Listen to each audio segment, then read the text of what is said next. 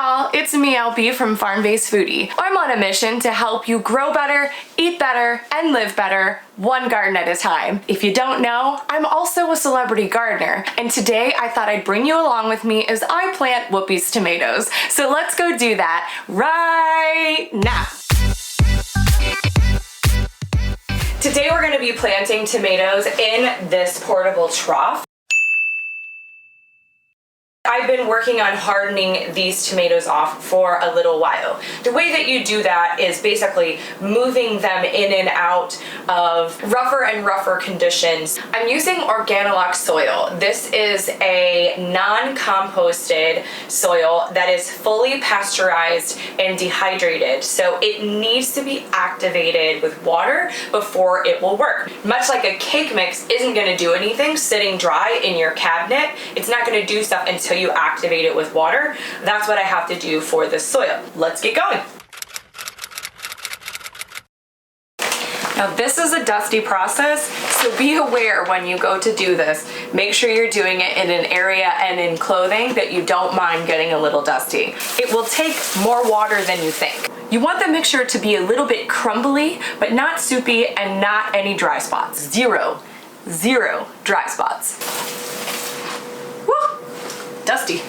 Whenever you're filling any kind of pot or vessel, a trough like this one, you want to make sure that there's at least a little bit of a lip so that the water doesn't run off and erode your soil along with it. All right. The soil is now filled up inside the trough. It is thoroughly activated with no dry spots. I think I'm going to do 3 tomato plants and I'm going to interplant some other herbs and flowers. I prefer to garden this way. I feel like that's how things grow in the wild. They usually grow in clusters, in clumps, and they find a way to make friends with one another. So you end up with a much more balanced ecosystem within your garden space. I have some zinnias that I want to plant from seed. Those are so cheerful. They bring lots of food for pollinators, and they're really nice if you want to do a little homegrown bouquet. And of course some basil, because what good is the tomato garden without fresh basil? And then, I don't know, I'm just gonna see what I see amongst my seedlings, and maybe we'll find some other things to tuck into little spaces. Okay, I've got all of my seedlings and my seeds gathered and ready to go. One more thing I need to grab is some plant label tags. You do not want to plant things thinking, I'll remember, because trust me, you won't. When I'm doing a planting that has multiple things mixed in, I'm gonna think about the largest plants first, and then I'll tuck the smaller ones in and around them. When I plant, sometimes I use a shovel and sometimes I use my hand. Today I'm gonna use my hand just because I know that I'll start off with a shovel and end up using my hands anyway, so I'm just gonna cut straight to the chase. Make a hole just deep enough for the 4-inch pot. Gently release it. You can see that the tomatoes roots are just now getting to the bottom of the pot. That's great. That means it's not root bound. You want to get it down in there slightly deeper and then push the soil in around it, press down, and you are good to go. If the bottom leaves are touching the soil, you need to take them off so that it does not bring any diseases up to the rest of the plant. These, because I planted it slightly deeper, have a little bit of touching on the soil, so I'm going to gently pinch those off, and the plant is going to put its energy into making new roots and taller shoots, and these guys can go in the compost. There are multiple plants there, and I have not separated them out. There's also this little baby chamomile in here. I'm going to take one of these tomato plants out, and I think I'm actually gonna put this baby chamomile in here because that is a great accompaniment to tomatoes as well. I'm gonna start off the same way, turn it upside down, gently loosen. I'm gonna expect to see probably a lot more roots here.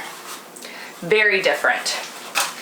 These guys definitely are getting crowded, but I'm going to gently loosen and shake. What you don't want to do is just yank. It's a bit like detangling hair. You don't want to just yank it because you'll break the hair, you'll pull the hair out. We just want to loosen it as much as we can to keep as many of those roots intact as possible. I've got my tomato and my chamomile. I want to separate them gently because I don't want them right on top of each other as they were. Eek. And we'll get these bottom leaves off.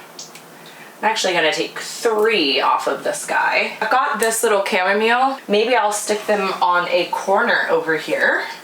Maybe I'll actually grab a second chamomile just for symmetry and put it in this corner. I'm going to put in this blue spice basil. As you can see, it is started to flower. When you have herbs that are starting to flower, you want to make sure that you're harvesting frequently, just trimming back below the point of the flowers, and your herbs will stay much more flavorful for a much longer time. And I have a row of onions.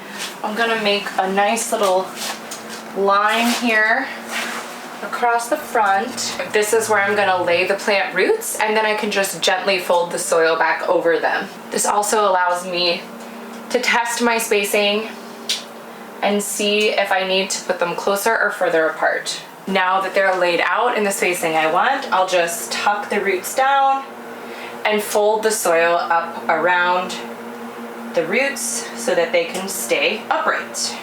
The only thing that I have left is to put in the seeds. Now that these are in place, I'll know exactly where my seeds are, and I'll be able to keep them exactly where I put them. These seeds are very, very tiny. Even though I have quite a few seeds in there, I'm probably gonna thin them back to 1 plant. If I get great germination and I have several seedlings, it's always a win. I can put them somewhere else in the garden. I can share them with a friend. I can pot them and give them as gifts. Use all of the abundance that you get out of nature. Don't freak out if you have too many. Try to share them with a friend, especially during this time when things are so crazy. Okay guys, thanks for hanging out with me today while I planted Whoopi's tomatoes. If you follow me on Instagram, I'm usually doing daily updates in real time of the garden care. If you like this video, hit the thumbs up button, hit the bell to let you know when I post some more. Let me know the kind of stuff you want to learn about. Thanks for watching, you guys, and until next time, grow better, eat better, live better, one garden at a time. Bye, y'all.